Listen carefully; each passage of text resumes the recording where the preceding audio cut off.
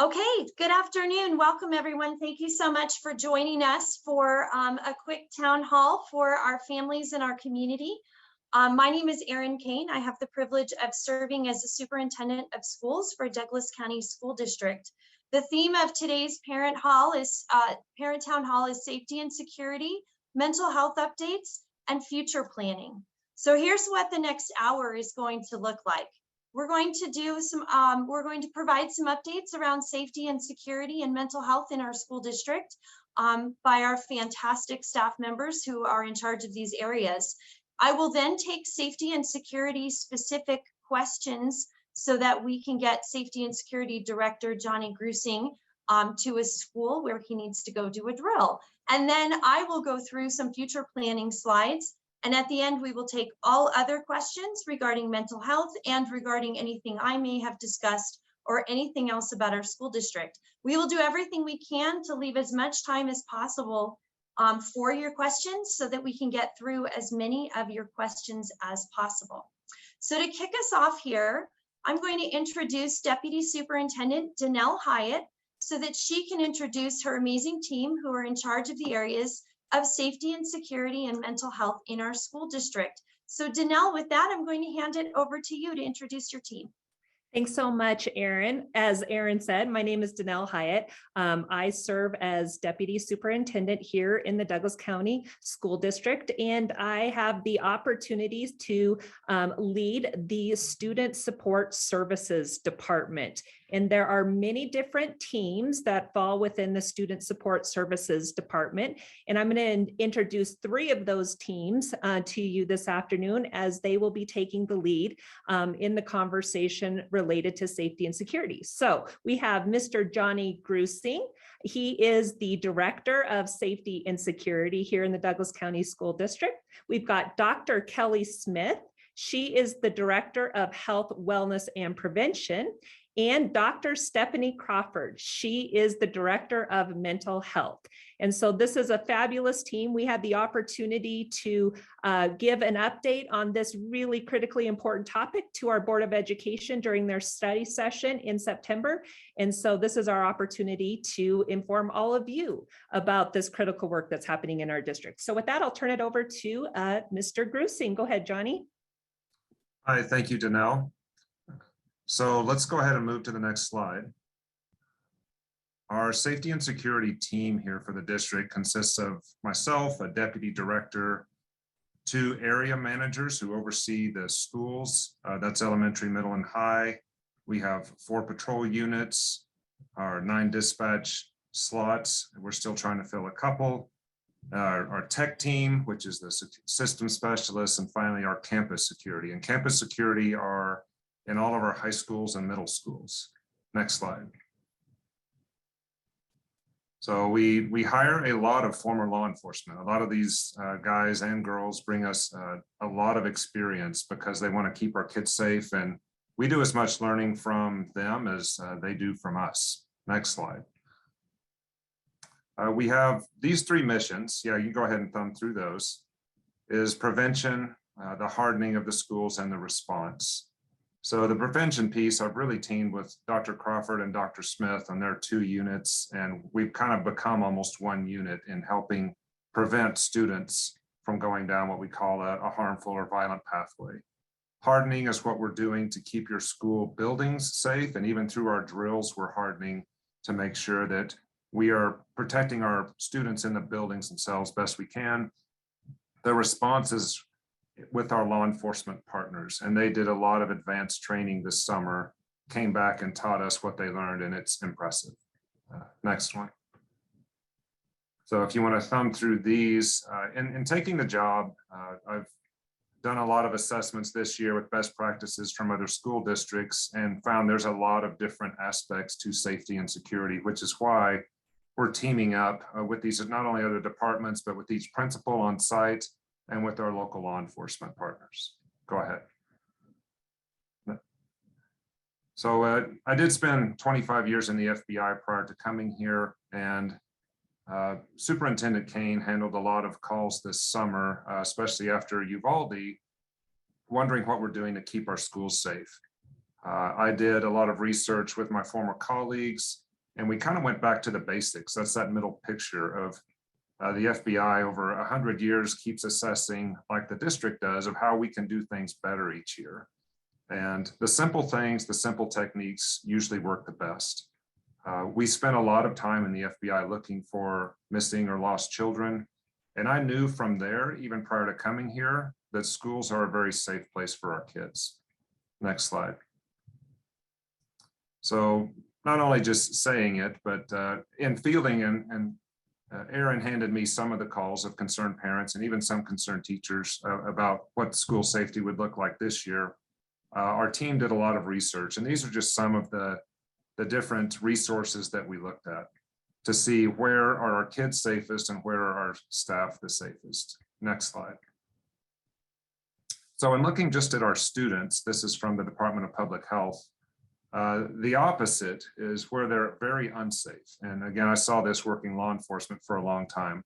Intentional violence towards our kids happens most of the time at home. That's where they spend a lot of their time anyway.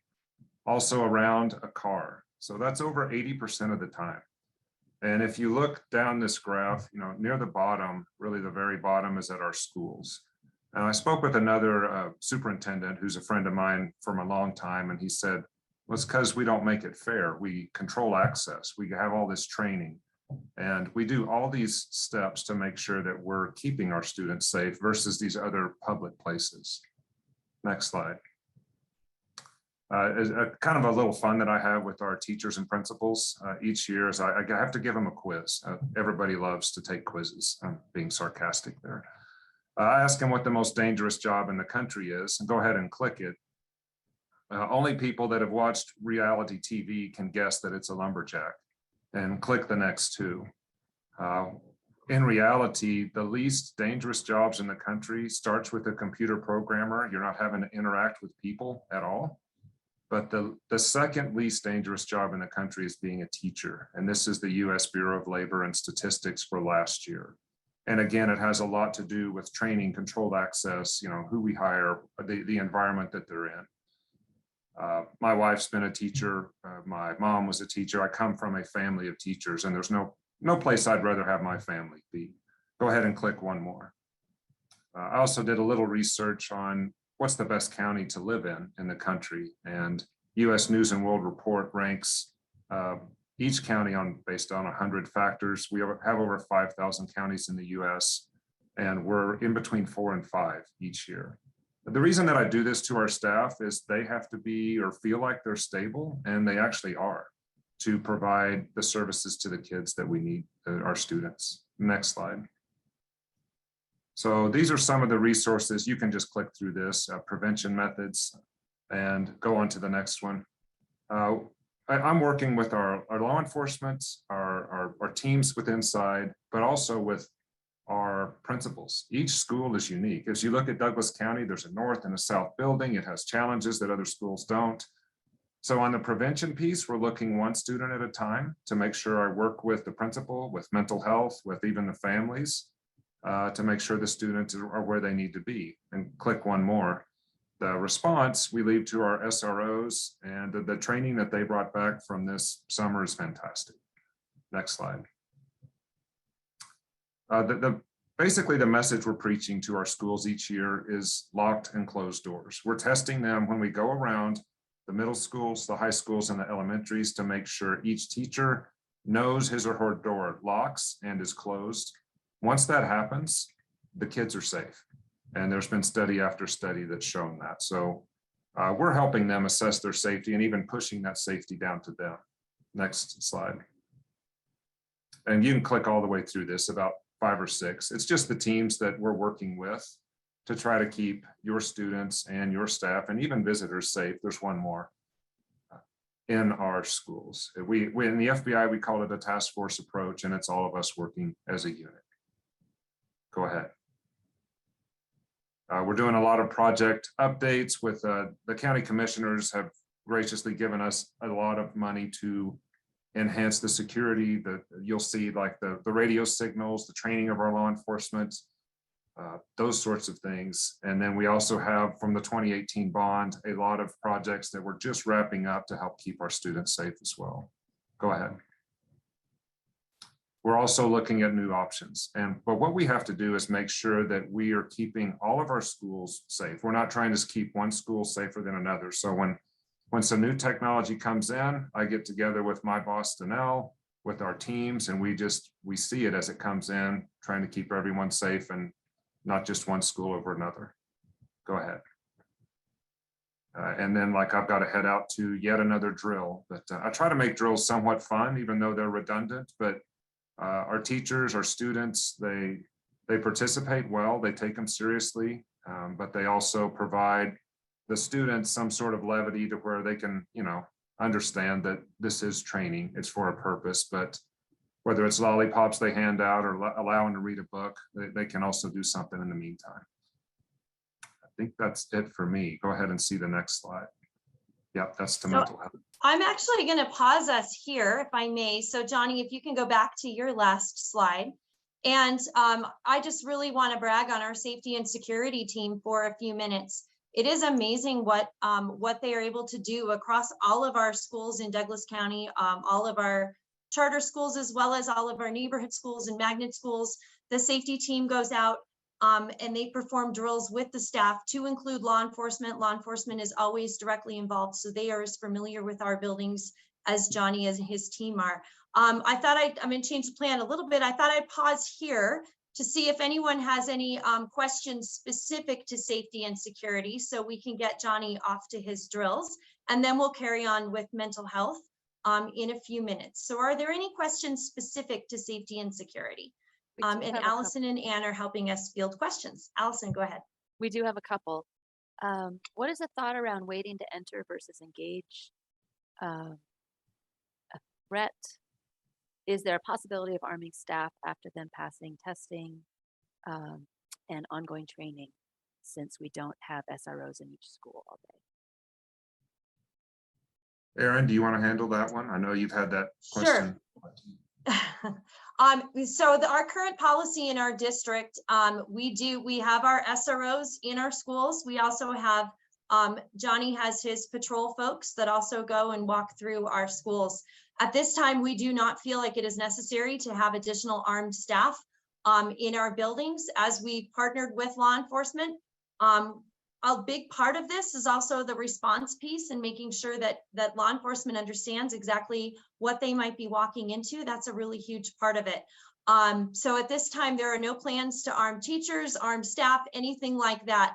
It just isn't necessary. Our law enforcement is very, very close by, and the response times are very fast.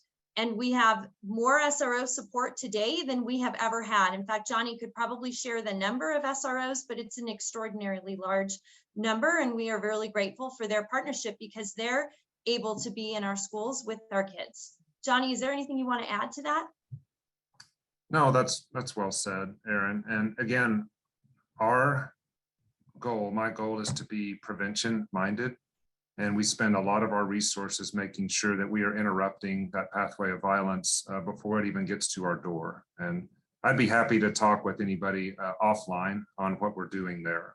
And so that's our outer layer. Or the next layer is our external door security, which again, we have already, Douglas County is far ahead of most other counties in that no external door can be unlocked. They're always in the locked position. And there's access control to where they're not letting in a stranger. So that's our second layer. And then our third layer are the classroom doors. So yeah, I'd be happy to talk offline with anybody who has a question about that. All right, what else can we answer? Definitely comments and questions about additional guns in schools. I think you've handled that. And here's one: why are schools that have watchdog programs only asking for dads? I would imagine that schools that have watchdog programs would be perfectly open to moms and granddads and grandmoms. And I know at the schools that I led, when we had a watchdog program, it was much more than dads. Moms volunteered and were welcomed. So that's something to talk to your individual school about, to see if they would be open to having somebody participate other than a dad. And my guess is they absolutely would be. Also have a question about backpacks and being able to make sure there are not weapons in backpacks if they come in schools. Johnny, is there anything that you would like to add around backpacks? We only search backpacks if someone's on a safety plan, generally speaking. And of course, we're always keeping an eye out for kids that may be at risk. I don't know if there's anything you'd like to add to that. No, that's well said. And again, if we are seeing each of our students one at a time and knowing when they're going through a time of crisis or possible harm, and I know Dr. Crawford and her crew have given a lot of training to our staff on recognizing those signs. And my staff has got a lot of training on that as well. Plus with our SROs, we're identifying those kiddos that should be on some sort of safety plan to where their backpacks should be monitored. And we're actually cooperating with those kids to where they understand why. Thank you. If I could add something as well, Erin, our kids are truly phenomenal in this school district in terms of them utilizing a resource called Safe to Tell. So we count on our students. They hear a lot, they know a lot, they see a lot with their social media access, et cetera. And our students are very often our first line of communication when it comes to something they just don't think is quite right. They will report via Safe to Tell. We encourage our kids to use Safe to Tell, and that gives us an opportunity to be responsive. Any Safe to Tell that comes in, we respond to it. And so I just want to highlight how important our students and our parents are by utilizing Safe to Tell when there's something that just is of question or concern, that gives us the ability to be really responsive quickly in that regard. Thank you. While you were talking, Danelle, I browsed through the Q&A a little bit myself, and I see there's several questions about asking for future funding for additional school resource officers. So today, every one of our high schools and middle schools has a school resource officer that is there all the time. And then our elementary schools, the school resource officers rotate. But absolutely, we're always in conversations with law enforcement and with our other governmental partners about school resource officers and how we can continue to have that support, continue to increase that support. They have been great partners, but this year we have more school resource officers in our schools than we have ever had before. And we're really proud of that. And that isn't just our district. We're in a partnership with the Douglas County Sheriff's Office, Castle Rock PD, Lone Tree PD, and Parker PD, to where each of those police departments picks up half the cost of the SRO. The district picks up half the cost of the SRO, and that allows us to keep well-staffed SROs in our buildings that work with us every single day and also work with our kids every single day. With that, I'm going to let Johnny go to his training and make sure that we get to the mental health side of things. Thank you so much for your time this morning, Johnny. We really appreciate it. Thank you. And with that, I'm going to turn it back over to Dr. Crawford. It's all yours. All right, well, thank you, Erin. So I'm Dr. Stephanie Crawford Getz, and I'm the Director of Mental Health. And my team is made up of a few wonderful individuals that are very dedicated to the well-being of our students and being able to intervene when students are having at-risk or intense needs. So in addition to myself, we have a psychological safety coordinator, and I'm going to explain a little more about this new role as we continue. We also have a crisis team specialist. This is our person who would come in and help support schools and students and staff in the community should there be an event that is impacting our staff and students in a traumatic way. We have a mental health team lead who really supports our school psychologists and school social workers in doing all of the great work they do, both proactive and with intensive services to our students.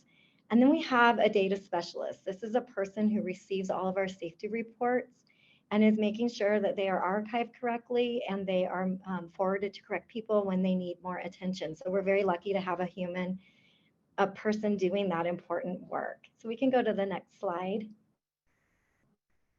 In order for our students to learn, not only do we need to keep them safe with physical safety of our schools, but psychological safety is also incredibly important. We know for students to be available to their learning environment, they need to feel safe and they need to be empowered on what to do when they're having difficult situations or there is a safety concern and why they do what they do. So we work very closely with Johnny and his team when we're looking at safety drills, and other ways that we can intervene when there is a safety concern. While we're doing this, the most important part for us is connection and building essential skills for mental well-being. And so we're excited for our current state. We've worked very hard to have good provider to student ratios. All of our elementary schools have staffing to make sure there is 5-day-a-week coverage in our schools, regardless of the size. We're also working hard to, mental health has taken over our animal therapy program and looking at ways to expand having therapy animals in the schools, following proper procedures, of course, but we know and we've seen a lot of positive feedback of having therapy dogs in schools and students having the ability to access them when they need to. We're incredibly excited to continue our partnership with the county and our law enforcement to expand our youth community response team to our entire district. This is a team that can come in after we do a safety assessment and support with additional resources and assessment, partner with families, link them to resources, and help with ongoing community support. So we're very excited that every school in our county will now be able to access this service.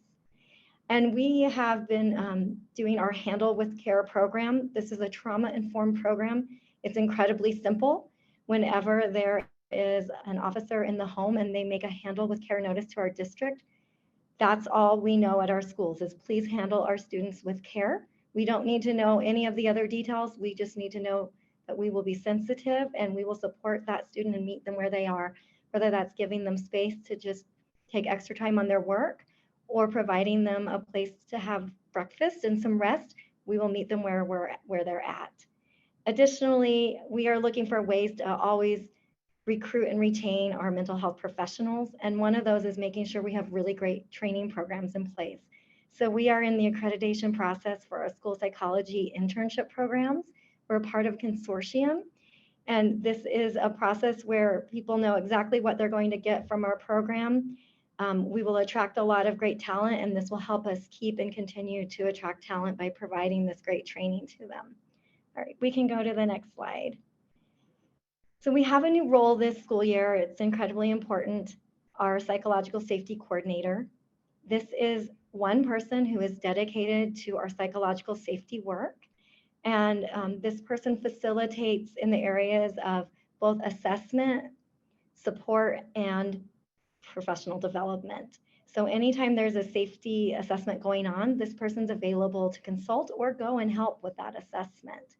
This person is also teaching a lot of professional development trainings and looking at our processes in general. So if we go to the next slide, I'd like to show you the trainings that we provide in the area of psychological safety to our staff. We start with gatekeeper trainings, assist, and QPR. These are suicide awareness trainings for our staff, and it teaches them signs to look for in students that might have needs, how to talk with students, and how to link them to supports in our schools and in our community.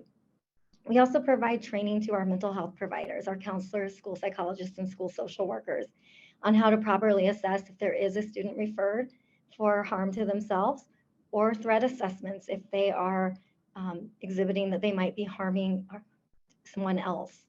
And then we also teach Prepare, which is a crisis response training. This is a training that talks about, in general, how might you respond to any event in our district. That might be something that happens at a school. Maybe a student falls off the playground equipment and a few students are impacted. That could be anything to a natural disaster, perhaps we have a fire or a blizzard, and everything in between. And so we're working hard to make sure we train our staff on how to be prepared for psychological safety and how to support our students and each other in our community. And then on our next slide, our psychological safety coordinator will also look at our systems and be able to see what are we doing that's working well, what are needs that we have that we can continue to refine and enhance, and what is current research saying, and making sure that all of our procedures are aligned with that. This person can also look at current practices and help individual schools should they have any support needs. And we're just excited in general to have this person to facilitate and work with all of us in health, wellness, and prevention, as well as safety, as well as the greater community, so we can keep our kids safe. All right, and then for our next slide, I want to hand it over to my colleague, Dr. Kelly Smith, to talk about all the great work she and her team are doing. Thank you, Stephanie. So I am Kelly Smith. I am the Director of Health, Wellness, and Prevention. I have the privilege of serving nursing, counseling, and health, wellness, prevention, and behavior supports. So when we're talking about our collaboration with mental health, we work with behavioral health specialists in our secondary schools. So Denver Springs is one of the contractors that we're using to support 1 day a week specific skill building around a lagging skill that a school counselor would refer a student for, and they could get that service right in their school 1 day a week in middle and high schools. We also have Sources of Strength, which is a program that we are using to provide awareness around suicide prevention, and that's led by students. Our prevention leads do training for peer leaders, and the students learn about sources that they have within their schools and communities to lean on when they do have any mental health concerns. Stephanie, did you already cover that? I think you did. And the signs of suicide. Okay, so I'll move to counseling. We overlap quite a bit. So those are things that Stephanie's team and my team both support. So when we're talking about counseling, this year we were really excited to be able to launch 2 lead counselors into our system. We have a counselor that focuses primarily on elementary schools, and then a secondary lead counselor for our middle and high schools. And we're diving deep into the ASCA National Model, which is the Association for School Counseling. And we're really looking at what our counseling program is and how we can really go intensive into that professional development for our counselors. So we're able as a district to say that every student in whatever grade they're in and whatever school they're in are getting these specific things within the universal counseling program. And then ways to use data to inform what our counseling groups will look like, and then how we refer students out that would need more intensive support. So again, we work very closely with the school psychs and social workers to make sure that our mental health counseling support is in alignment with the school psychs and social workers.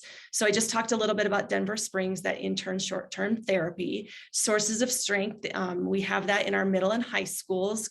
Already, most of them have that. That is where our students are leading programming in that area around sources that they find within their school and community that they can lean on when they're at times of stress and they might be thinking suicidal thoughts. We have students trained to be able to provide pathways for those students to get the support that they need. We are launching into our K-6 programming with that. K-2 just came out with new programming just this year that's very engaging, that builds within the social emotional learning competencies for our littles, and we're working to get that out into our schools. And then signs of suicide, we are launching that with our 7th, 9th, and 11th graders. It's very specific training to our students about signs to look for in themselves and in their peers if they see someone who has suicidal ideation. So we're helping our students, as Ms. Hyatt had said, that our students know more about what's happening with their friends. So we're providing those tools and strategies. Next slide, please. So for our behavior support team, our prevention and behavior supports, we have a coordinator this year that's focusing on prevention and behavior within our schools, who oversees specialists in every feeder, and then behavior technician and prevention leads. The purpose of this team is to provide universal supports around behaviors and prevention, and then intensive supports for those students who need it. So our goal this year is to really collaborate with schools to refine and support all students, helping to identify who those students are and what systems we can support within schools to ensure that we have embedded coaching where it's needed. Next slide, please. So part of this team does training around elements of engaging students and regulating student behavior at the universal, targeted, intensive level. So some of the baseline things that our team will be working on is positive behavioral interventions and supports. Lots of schools already have systems in place, and we're going to be out there helping to refine and provide more training to ensure that it's systemized. Restorative practices and trauma-informed practices, we're looking to have those as universal tier 1 programming. And then one of the interventions that our team supports is the home-based or regulation rooms. And this is a place where students who have a lagging skill in a specific social emotional learning strategy or behavior strategy, and they can go to this specific area within the school with a trained staff person to help build that skill. And it can be for a variety of things. It's for very short-term intervention. And then we are supporting the training of behavior technicians that work in those rooms that have specific training around how to support student regulation. Next slide, please. So for our nursing department this year, we're really excited about being able to provide youth mental health first aid to our health assistants this past professional development day. We have 4 lead nurses that trained our health assistants. We had 60 of them trained on Friday to support signs to look for, because we know our health assistants are boots on the ground. And when students don't feel well, even when they don't feel well physically, a lot of times that's a mental health issue. So we've trained them in signs to look for, so that then that health assistant can reach out to the nurse, school counselor, school psych, or social worker if they need more support with that student. And we're continuing those trainings with other support staff. Our nurses are trained on suicide screeners to support the mental health team. We also have our Healthy Schools grant that is led by nurses this year, and our Healthy Kids Colorado survey really drilled down into the data and found that our students really need some support around intensive instruction on nutrition and sleep. And I know, as being a mom of teenagers, sleep is really hard. So this team is really working on goals that they could improve nutrition and sleep habits for students, particularly in the middle schools and high schools. So that is going to be really neat to see when that rolls out, what those action steps look like.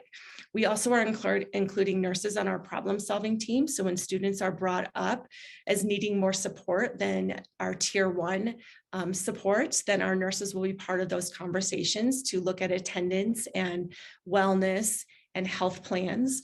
We also rolled out Narcan in our buildings this year. All schools have a response to that. This year, our nurses will also be training in school emergency triage, which is set training. If there was ever a mass casualty event, they would be trained to respond. Our nurses also are on our student attendance review board to help with any issues that may come up around student attendance. Anxiety is a big one, that they help support students coming to school with strategies around some of their anxieties. And we also coordinate closely with student care with our special service providers. Next slide, please. And there you go, Stephanie, this is back to you. Right. And both Kelly and I reviewed some of this as we were talking about what our teams do. But overall, here are some examples of mental health resources that we're using in our schools. When we look at our curriculum, resources, and supports, these are curriculums and programs that all of our students have access to within their classrooms and with school counselors, as well as the school psychologists and social workers. And this is teaching them important essential skills, everything from how to build healthy relationships and maintain them, how to problem solve, how to handle stressful situations and be able to have emotional control when those things pop up. And so we're doing a lot of efforts in teaching our kids these basic skills.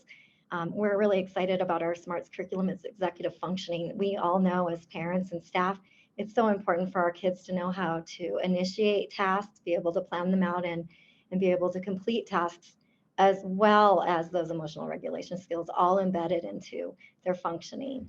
We've already talked about suicide prevention and the things that we're doing with our students through signs of suicide and helping them know what to look for in their peers and get them to support and who their trusted adults are, as well as our staff. And then, as I discussed, more mental health trainings when we have larger events that need response, such as our prepare trainings. And these are all research-based supports that we're providing. And then as we go into our last slide, I want to remind everyone as we're coming to a close in September that it has been Suicide Prevention and Awareness Month. We're very excited to have a new way to access the Suicide and Crisis Lifeline, which is much easier to just dial 988 or text 988 and get support right away. And really asking all of you, this is a whole community, all of us keeping eyes on each other and keeping each other safe and making sure that it's okay to say it's okay not to be okay. And it's okay if you're not feeling well to be able to talk with others and go get the support that you need. So thank you everyone for doing your part in keeping all of us, including our precious students, safe. Thank you so very much, Stephanie and Kelly. We really appreciate your time and your presentation. So I'd like to spend a little time and pause here and see if we have any questions for Dr. Smith or Dr. Crawford. I hope you were able to get an overview of the amazing things that our district does and is in the process of doing, and the amazing systems that we have in place. We're very blessed to have the leadership of Dr. Crawford and Dr. Smith and Deputy Superintendent Hyatt to be able to drive all of this work for our schools so that ultimately we're taking care of your kids. We're happy to take any questions. Allison, let us know. Yeah, there's one that says it states there's a 1.0 mental health FTE for elementary. What are those staffing level coverages for middle and high schools? Yeah, that's a great question. Looking at our secondary schools, we are in the range of 1 to 700 to 800 for our students. When you look at recommendations, we're falling kind of in the middle of where we should be, of making sure that our professionals who not only do assessment or not only do intervention, but do all of it, they all are appropriately staffed to support students in the schools, both regular education and special education students. So thank you. I'd love to add too that our counselors in the middle of the high school, we do have a 250-to-1 ratio. And that was supported by the mill that was passed in 2018. So our elementary schools were able to have one counselor in every school, and then 250-to-1. And as I talk to folks in other states, that is kind of unheard of. So we're really lucky to have that ratio with our school counselors. I just wanted to plug that in there. Absolutely. A little bit of a cross between everyone who spoke, but what is the district doing regarding fentanyl and other drugs on campus in general for awareness and prevention? I can jump in if you want me to, Erin. Please, yeah. Then you can tag team me. Like I said, we did put Narcan in our buildings. All of our nurses have been trained in responding to any type of a substance abuse overdose. And then, Kelly, can you explain what Narcan is for those yes. who don't know? Yeah. Yes, it's a reverse. It's a I'm not finding Like the right an antidote. Yes, for if a person has an opioid overdose, and then we can use that as a reactant right away to reverse those effects, and it saved lives. So our district, along with a lot of other districts across the country, have been putting them in schools, and we have them in every school building, or in every building in our district, not just school buildings, K through 12, and support, because we know our kids go to other buildings across the district too. And then, like I said before, our health assistants, one of the training sessions for the youth mental health was what signs to look for if a student is on an opioid overdose. So they were just trained last Friday in that. So we feel really fortunate to be able to provide that for our health staff. Thank you. Thank you. And we partner with law enforcement for some training as well, don't we? Can you talk a little bit about that? I don't have any specifics on that, but Okay. we absolutely, they have Narcan on their person at all times as well. And that would be our first response. If we had a student that we felt was under the influence, we always call 911, and law enforcement does come. So our community partners are big supporters in that as well. Thank you. All right, what is our next question? We've just got some questions, and I think it was touched upon, but we'll go over it. What are some of the protocols if a parent shares that a child is having anxiety or depression, et cetera, and what services and supports are offered to someone there? Okay, Kelly, go ahead. Sure.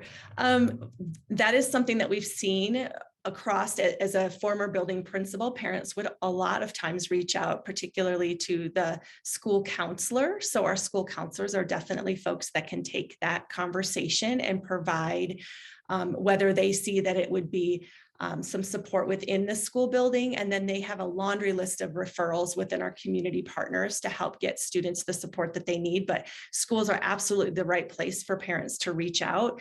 The counselors work very closely with the school psychs and social workers on Stephanie's team to collaborate on best supports, but it definitely is a collaborative approach at the school. But I would always recommend families, if you have a question, the school can be your first person to call, because we have a lot of resources.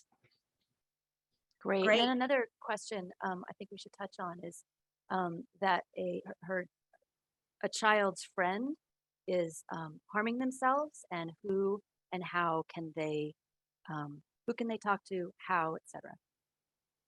Absolutely. If a child is concerned about their friend or another peer for self-harm or another reason, they can reach out to their counselor or their school nurse.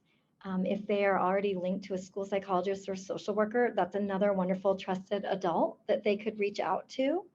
And these people are trained in what to do when students are self-harming and how to best collaborate and work with parents to make sure those students get the supports that they need. Great, thank you. I think I would just also add on that was what I mentioned a little bit earlier this afternoon is our students also utilize Safe to Tell to let us know when a friend or another peer that they may be interacting with or overhearing, there's a concern about self-harm or comments that the student may be making. That is another avenue for students who may feel a little bit uncomfortable with speaking directly to, let's say, a counselor at the school. We want to encourage that, of course, but Safe to Tell is another avenue for our students in that regard as well. And Danelle, parents can use Safe to Tell as well, correct? That's right, Erin. We do have Safe to Tell is accessible for the entire community, including our parents, our students, our teachers, et cetera. And so, yes, that is an avenue to communicate in regards to any concerns involving either mental health or safety. So, and those concerns, if they're in our district, those get routed directly to us, to our law enforcement partners, so that we're able to intervene at the appropriate level of intervention. And I know statewide, Safe to Tell has saved so many lives because it is a very fast system. It gets the information to the person who needs to have it, depending on the severity of the situation. And, you know, we can have someone at the house intervening or whatever it might be. So it really is, it's a big blessing to have Safe to Tell in Colorado, and it's been a great resource for everyone across our state. And I think absolutely, and it's a 24/7, like you said, Erin, like it is 24 hours a day, 7 days a week. There's no, there's always the ability to report via Safe to Tell, and the responsiveness happens very quickly. So. And we shared that resource in the chat, and you can also always find that on your school's website. There, it's listed everywhere. And you can download an app. There's a Safe to Tell app, which is something that I have encouraged my children to have on their phone as well.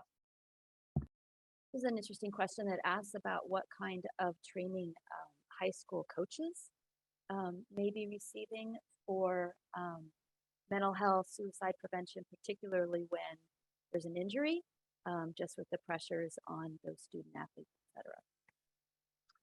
Does anyone want to jump in and help out with that one? I can start, Erin, Sure. and then I'll let you kind of piggyback. So our coaches do participate in different trainings throughout the year. That is led by our district athletics and activities director, Mr. Derek Cheney.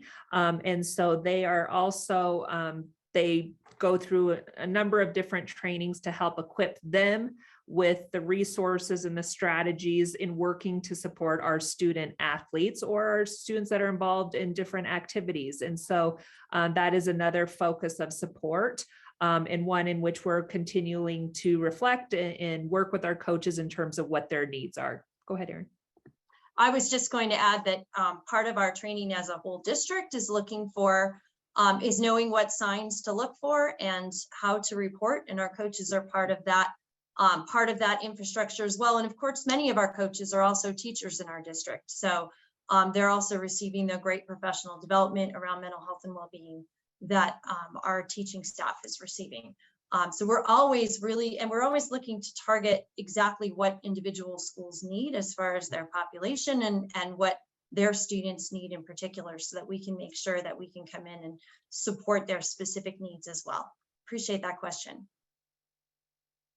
Here's one that asks, what ages are children trained or talked about to detect signs of suicidal ideation in others? Is there training for students to detect signs of dangers with their peers? I'll jump in there. Yes, we have signs of suicide and sources of strength. And sources of strength is one of the premier programs that has a lot of evidence backing that it works and saves kids' lives, because we train their friends on what signs to look for and how to get kids help. So absolutely. Thank And you. I'll jump in. The other one we talked about was signs of suicide. That is what Dr. Smith mentioned. We're training students in middle and high school. Again, that's even more specifically beyond climate and culture, what to look for in your peers and who are the helpers and how to link them best to get that support. Thank you. All right, I'm going to wrap up the mental health portion of our town hall today and just go through a few charts myself on future planning for our district. And so, Anne, I'm going to need to be able to share my screen. Thank you.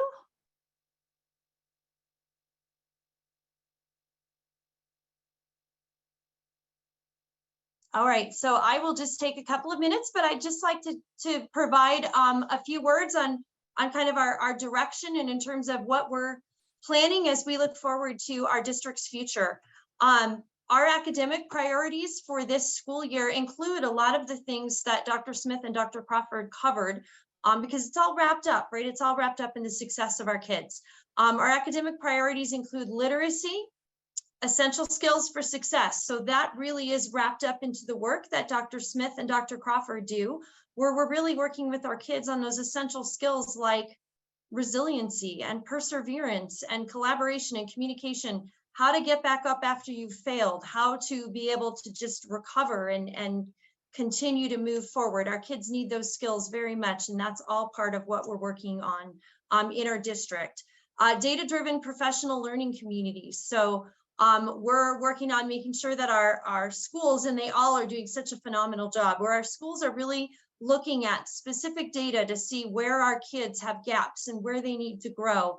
We're so proud of the work that our teachers have done over the course of the pandemic. Douglas County School District was one of the few school districts that consistently outscored ourselves from 2019, which is a pre-pandemic time. So our teachers have continued to move our kids forward, but we're not going to take our foot off the gas, right? We want to keep making sure that we're striving for excellence and helping all of our kids achieve their goals. And then finally, speaking of goals, a pathway for every graduate. So making sure that every one of our graduates has a pathway into their successful future, whether that's college, a career just after high school, an eventual college, the service, whatever that might be for each individual student. We want to make sure that they are set up for the brightest future possible. I know when I was in school, you kind of had the choice between a college path or a trade path. And it's so the opportunities are so much wider now. It's no longer an either or. Our kids have amazing opportunities in our school district to get certifications, to gain college credit, to be able to go directly into a career or to have a leg up in college. So there's just so many opportunities for our kids. And as we're future planning as a district, these are the challenges that we're facing and what we're trying to navigate through to make sure that we can continue to be a premier district. As every district, we are mitigating the teacher shortage and the labor shortage. And we're being proactive. We're trying to make sure that we are looking ahead and coming up with creative and innovative solutions instead of just being a victim of the world around us, right? We want to make sure that we have creative and innovative solutions looking forward to make sure our kids are always going to be cared for. We're proactively planning for enrollment changes over time. Douglas County School District is 844 square miles, which makes us 3/4 the size of Rhode Island. So we are just a massive district. We have areas of tremendous growth, and we have areas that are aging out where our population just stayed in place. They moved and they're still there. We have both challenges in our district, and we want to proactively address those challenges, make sure that we have plans for our communities that have tremendous growth, and also make sure that we are creating a 3 to 5 year plan for our communities with declining enrollment so that we don't find ourselves in an emergency situation where we're suddenly closing schools with no notice or whatever. We want to make sure we have a 3 to 5 year outlook on what our declining areas will look like and how we meet the needs, the changing needs of those communities while remaining agile enough to be ready for when the aging out ends, everybody tends to leave all at once, and then you have a whole influx of new kids. So we have to be able to navigate all of those waters going forward as a district. And finally, I talked a little bit about pathways a few minutes ago, but we want to make sure we're always developing additional opportunities for kids and always keeping an eye on the changing world that our kids are going into. They're not going into the world that I went into or that any of us went into. And so constantly keeping a pulse on the changing world that our kids are going into and the changing needs of industry. They have so much more opportunities today that are very professional positions that don't necessarily require a college education or just require an associate's degree. So there's so many pathways that we can create to make sure that our kids have additional opportunities. And that's part of our work at the Legacy Campus, which is the former wildlife experience in Lone Tree.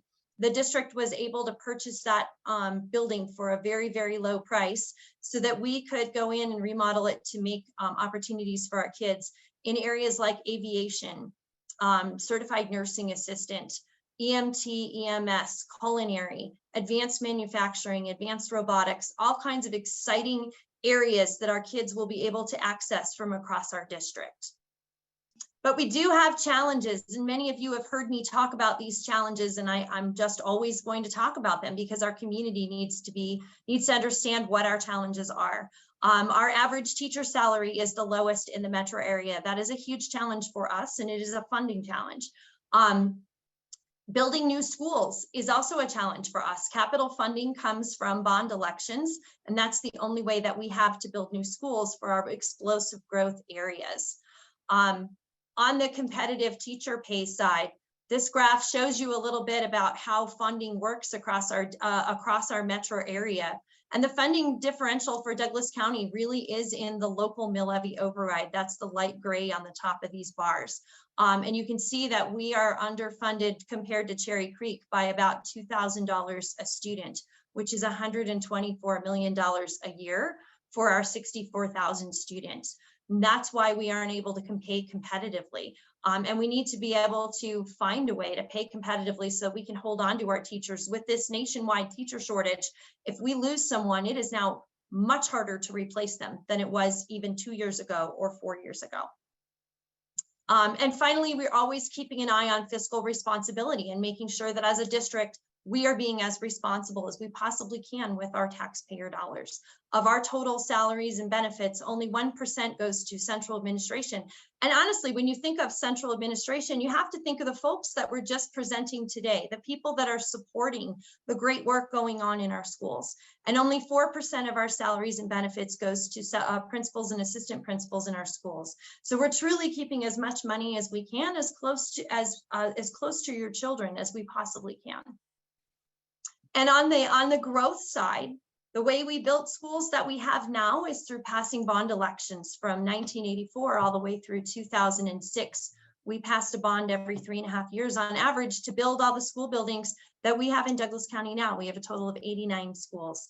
And we have to get back into that kind of pattern and be able to build schools for the communities that are blowing up, such as Sterling Ranch, which is supposed to be about half the size of Highlands Ranch, if you can imagine that. The Canyons, if you haven't driven through it, you haven't seen it, it's absolutely enormous. And Crystal Valley and Castle Rock, these are really large communities that are going to eventually be feeder areas, assuming we have the ability to build out those feeder areas. And so as part of that, you will find there are initiatives on the November 22 ballot that our Board of Education put on the ballot, and this is what that money would be used for. The $60 million mill levy override on the ballot, it would be used to pay our teachers and staff more competitively so that we can retain the amazing staff that we have. It would be approximately a 9% increase for our teachers, a 9% increase for all of our support and classified staff. So that's our EAs, our custodians, our bus drivers, all of those staff that really support the great work our teachers are able to do, and a 6% increase for our IT staff and our administrators, our principals, assistant principals, who we also are unable to pay competitively. The $450 million bond would cover new schools in the 3 areas I just mentioned, as well as cover our district's ongoing capital needs so we can take care of the 111 buildings that we currently have. and the impact of that ballot initiative. The mill levy override would be $1 a week per 100,000 in home value. So if your home is currently valued according to the assessor's site at $500,000, it would impact you $5 a week or $255 a year. The bond by itself is actually a no tax change. Our mortgage payment is about to step down, and as it steps down, we can fill that mortgage payment in with a mortgage payment from a new bond so that we have the dollars to make those capital investments. It's a little bit about that, but we're constantly looking forward and making sure that we're trying to see, not just react to what's in front of us today, but really look at what is our district going to look like in 3 years and 5 years, and what are opportunities for our kids going to look like. We need to make sure that we're continuing to provide amazing opportunities for our students. With that, I'm happy to take any additional questions. I think I have all of 4 minutes left, but I am happy to take any additional questions. I'm also really thankful that all of you chose to spend your lunch hour with us to talk about our awesome school district. What other questions can I answer in the 4 minutes that I have? The last one that just came in is, will the charter schools also be beneficiaries of the mill levy override? Yes, so our district authorized charter schools, there are 18 of them, will receive the same per student dollar amount. So the mill levy override will equate to $943 per student. So that per student will be shared with our charter schools, who will spend it on competitive compensation, just as we will in the school district. They are struggling with all the same things. They're funded very similarly to the way we are. And so it would go to benefit all of our students in Douglas County schools. Have a question about, beside increasing pay for teachers and support staff, which is much needed and warranted, what other ways are you trying to keep staff?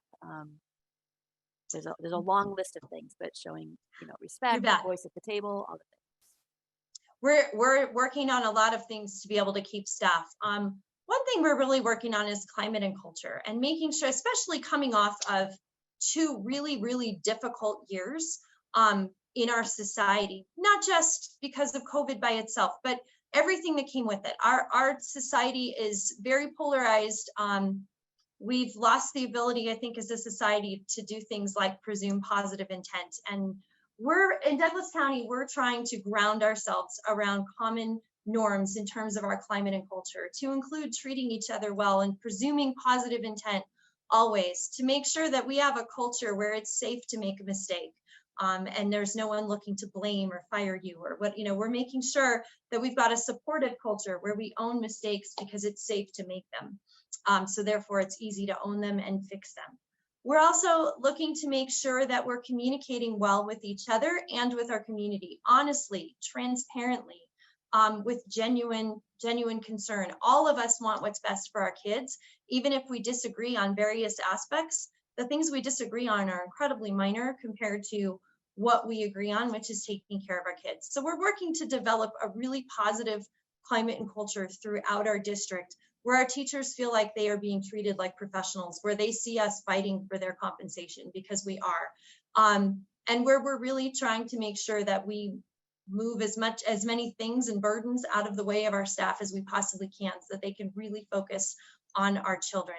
And our parents are a huge part of that. One of the reasons our teachers love being here in Douglas County is that we have an incredibly supportive parent community. We have awesome families and awesome kids. And that parent-teacher partnership is also something that we're really talking about a lot and really working to foster at the classroom level, because it takes all of us working together to make sure our kids have really bright futures. Did I catch them all? And you did. We're out of time. Okay. So thank you again. Yep. Thank you again to everyone who joined us. We will make a recording available when we can, assuming it all worked the way it was supposed to. And if you have any additional questions that did not get answered, please feel free to reach out to one of us. And again, thank you for engaging with our district and helping us take care of your kids. So have a fantastic afternoon. Thank you so much. And thank you to our presenters.